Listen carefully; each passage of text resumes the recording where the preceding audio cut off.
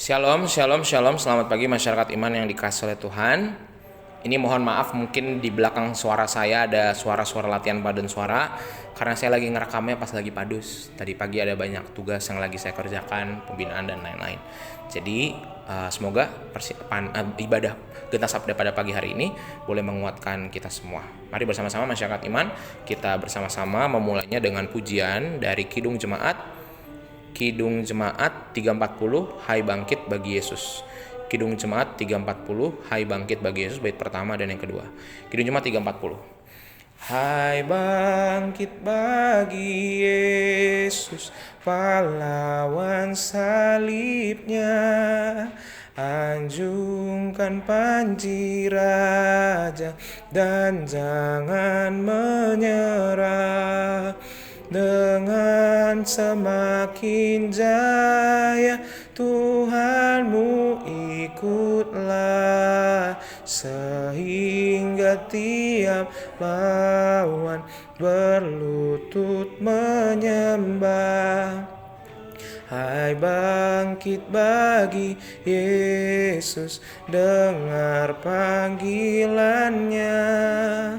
Hadapilah tantangan harinya inilah, dan biar tak terbilang pasukan kuasa gelap, semakin berbahaya, semakin kau tegap.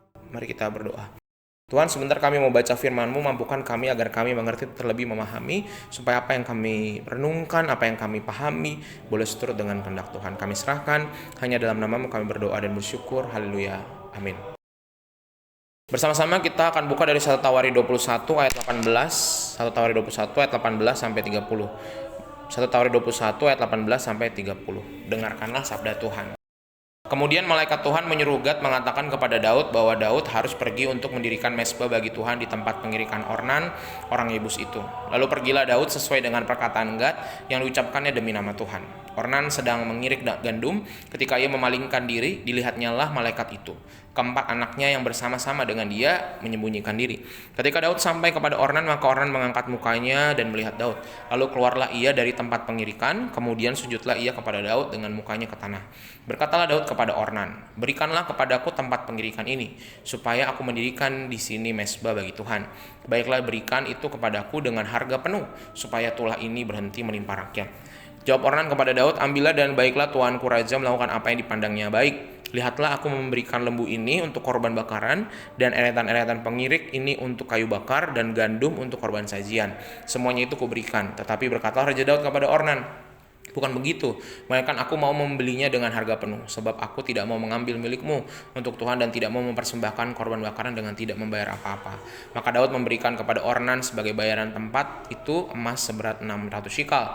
Lalu Daud mendirikan di sana mezbah bagi Tuhan, mempersembahkan korban bakaran dan korban keselamatan dan memanggil Tuhan. Maka Tuhan menjawab dia dengan menurunkan api dari langit ke atas mezbah korban bakaran itu. Lalu berfirmanlah Tuhan kepada malaikat itu, supaya dikembalikannya pedang ke dalam sarungnya. Pada waktu itu juga Daud mempersembahkan korban di sana ketika ia melihat bahwa Tuhan telah menjawab dia di tempat pengirikan Ornan, orang Yebus itu. Kemah suci yang dibuat Musa di padang gurun dan mezbah korban bakaran pada waktu itu ada di bukit pengorbanan di Gibeon, tetapi Daud tidak berani pergi ke sana berhadapan dengan Allah untuk menanyakan petunjuknya, sebab ia takut kepada pedang malaikat Tuhan. Bapak Ibu Saudara, setiap orang pernah melakukan kesalahan. Kadang kesalahan itu menyakiti orang-orang di sekitarnya dan bahkan Allah. Sayangnya tidak semua orang memiliki kerendahan hati untuk mengakui dirinya bersalah, menyesal dan memperbaiki kesalahannya. Nah, Bapak Ibu, Daud memang bersalah di hadapan Tuhan dengan memerintahkan bawahannya melakukan perhitungan kekuatan perang Israel. Tuhan bahkan memberikan tulah kepada Daud dan rakyat Israel. Ya, jadi bukan hanya kejadian Musa.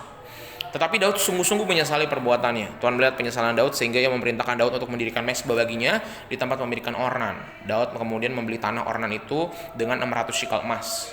Setelah itu didirikan mezbah Tuhan di sana. Dengan ketaatan, Daud melakukan segala sesuatu yang diperintahkan Tuhan. Ketika mezbah itu selesai didirikan, Tuhan menurunkan api dari langit ke atas mezbah tersebut sebagai tanda bahwa ia menerima persembahan Daud. Setelah Daud selesai mempersembahkan korban bakaran, Tuhan memerintahkan agar malaikat itu menyarungkan pedangnya. Seketika itu tulah berhenti. Mezbah itu menjadi tanda perdamaian antara Tuhan dan manusia. Kesalahan Daud diampuni dan Tuhan menghentikan tulah atas Israel. Peristiwa itu menunjukkan bahwa pelajaran penting bagi kita semua, bagi Daud juga, untuk memperhatikan perbuatan yang sungguh-sungguh agar kita senantiasa diperkenan sama Allah. Saat ini kita diingatkan untuk mawas diri terhadap apa yang kita pikirkan, kita katakan, kita lakukan. Barangkali apa yang kita anggap sesuatu yang menguntungkan, menyenangkan, baik, bisa saja kesalahan dan melukai orang di sekitar kita. Nah, sebagaimana Raja Daud dengan rendah hati menyadari kesalahannya, berbalik kepada Allah, meminta maaf, demikianlah kiranya kita juga waspada terhadap perbuatan kita. Mohon ampun sama Tuhan dan melakukan apa yang seturut dengan kehendak Tuhan. Amin. Mari kita berdoa. Ya Tuhan yang Maha Baik, kami hari ini disadarkan lagi dan lagi bahwa kami adalah orang-orang yang mudah jatuh, kami adalah orang-orang yang mudah lemah, dan kami adalah orang-orang yang seringkali tidak menyadari kesalahan kami. Tuhan, ajarkan kami untuk makin peka, untuk makin bisa membuka diri, dan juga kami rindu orang-orang di sekitar kami bisa pulih. Berikan kami kerendahan hati Tuhan, bukan harga diri yang kami majukan, tapi kerendahan hati. Dan ajarkan, karena kami sering lupa, sehingga Tuhan kuatkan kami hanya dalam nama-Mu, mampukan kami untuk tetap rendah hati dalam pekerjaan, dalam pelayanan, dan dalam kehidupan keluarga kami. Dalam nama-Mu kami berdoa dan bersyukur. Amin.